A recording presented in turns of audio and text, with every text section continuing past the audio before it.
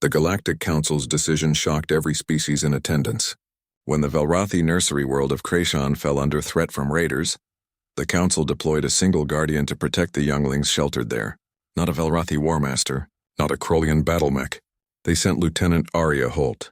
A human Alpha Corven's claws scraped against the obsidian floor of the command center as he watched the landing shuttle descend. His silver fur bristled with barely contained rage. The Velrathi were apex predators, descended from pack hunters who had dominated their world's food chain for millions of years. Their cubs were sacred, their nursery worlds fortified beyond measure. And now, in their darkest hour, the Council had insulted them with this: a human, soft-skinned, slow, weak-jawed. The species had only joined the galactic community 70 years ago, and already they presumed to guard Velrathi young. The shuttle doors hissed open and Lieutenant Arya Holt stepped onto Krayshawn soil. She was smaller than Corven by half, her frame seemingly fragile compared to his 300 pounds of muscle and predatory evolution. Her dark eyes swept the landing pad with calculated efficiency, her expression unreadable. "You are the Guardian?" Corven's voice rumbled like distant thunder, each word dripping with contempt. "Lieutenant Arya Holt, Terran Defense Corps." She stood at attention, unflinching despite the 8-foot predator looming over her. "I'm here to protect the cubs." Corven's lips peeled back, revealing rows of serrated teeth. "The Council sends us a joke wrapped in flesh. Tell me, human, have you ever faced a raider pack? Do you know what they do to those who stand between them and valuable prey?" "No, Alpha Corven." Arya's voice remained steady, almost gentle.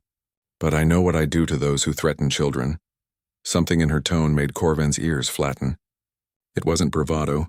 It wasn't fear masquerading as courage. It was simple, cold statement of fact. The nursery complex housed 273 Velrathi cubs, ranging from newborns to adolescents not yet ready for combat training. They tumbled and played in the artificial savanna, their tiny growls and mock battles echoing through the biodome. When Arya entered, every cub froze, their predatory instincts recognizing something different. She knelt slowly, making herself smaller, and extended her hand to a curious cub who approached on unsteady legs. The youngster sniffed cautiously, then chirped, a sound of acceptance. Within minutes, Arya was surrounded by cubs, their initial wariness replaced by fascination. Corven watched from the observation deck, his tactical mind grudgingly noting her approach. She wasn't trying to dominate them. She was studying their movements, learning their patterns, understanding the pack dynamics even among the young. The raiders came 3 nights later. 18 ships dropped through Krayshawn's atmosphere, their stealth fields flickering as they deployed ground forces.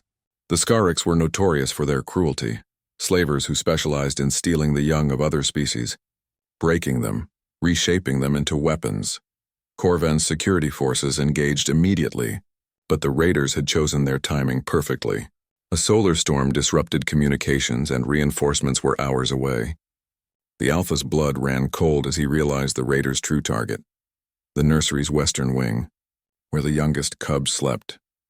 Arya Holt stood alone in the corridor leading to that wing. She had refused the powered armor, the heavy weapons, the combat enhancements.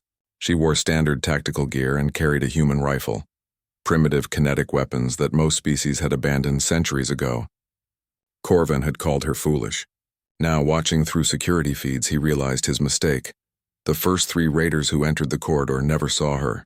Arya moved like water, like shadow, like something that had learned to hunt when humans still lived in caves and feared the dark. Her shots were precise, not wild spray and pray, but calculated execution: knee, shoulder, neck. Each raider dropped, neutralized but not killed, because humans had laws about such things. But when the 4th raider aimed his weapon at the nursery door, something changed. Arya didn't shoot him. She crossed 15 meters in seconds that defied Corven's understanding of human physiology, her knife finding the gap in the raider's armor before he could react. As he fell, she was already moving to the next threat, and the next, her face absolutely calm, her movements precise as surgery. More raiders poured in. 10, 15, 20. Arya Holt held the corridor.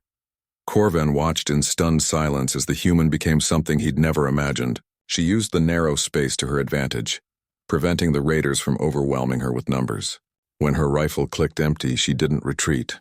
She advanced using their own weapons against them, turning their formation into chaos. A raider twice her size grabbed her from behind. She dropped her weight, twisted, and used his momentum to slam him into his companions. Another came at her with an energy blade. She ducked under the strike, drove her knee into his abdomen, and disarmed him in a fluid motion that spoke of decades of training. They kept coming. She kept standing. By the time Corvin's forces cleared the eastern sectors and reached the western wing, it was over. 27 raiders lay incapacitated in the corridor. Arya stood at the nursery door, bleeding from a dozen wounds, her breath coming in measured draws, but still standing, still guarding. The cubs were untouched. Corvin approached slowly, seeing the human with new eyes. She had fought like no warrior he'd ever witnessed, not with the savage fury of his people, not with the cold calculation of machines, but with something uniquely human. Determination. Absolute. Unwavering refusal to yield. "You're injured," he said quietly. "I'm fine." Arya checked her rifle, reloading automatically. "The cubs are safe. That's what matters." "Why?" Corvin's voice was barely a whisper. "Why fight so hard for children not your own? Why risk your life for cubs you'd never met before yesterday?" Arya looked up at him, and in her dark eyes Corvin saw something that made his apex predator instincts recognize a kindred spirit. "Because on my world, Alpha, we have a saying, it takes a village to raise a child. These cubs aren't mine by blood, but that doesn't matter. They're young. They're innocent. They needed protection." She paused, wincing as she touched a wound on her shoulder. "And I needed to make sure they got it." Behind the nursery door, a chorus of chirps and small growls rose, the cubs sensing safety calling for their guardian. Arya smiled, the expression transforming her bloodied face into something gentle. "I should check on them." Corvin stepped aside, his tail lowering in a gesture of profound respect. As the human limped past him into the nursery, surrounded immediately by grateful cubs who recognized their protector, the Alpha understood why the Council had sent her. They hadn't sent a warrior. They hadn't sent a weapon. They had sent a human, and that made all the difference. Later, when the Council asked Corvin to file his report, he wrote a single sentence that would change Velrathi policy forever. "We asked for a guardian, and they sent us proof that humanity's greatest strength isn't their weapons or their technology. It's their absolute refusal to abandon those who need them most." In the nursery, Lieutenant Arya Holt sat surrounded by sleeping cubs, her hand gently stroking silver fur, keeping watch through the night as humans had done for thousands of years. Some instincts, it seemed, transcended species.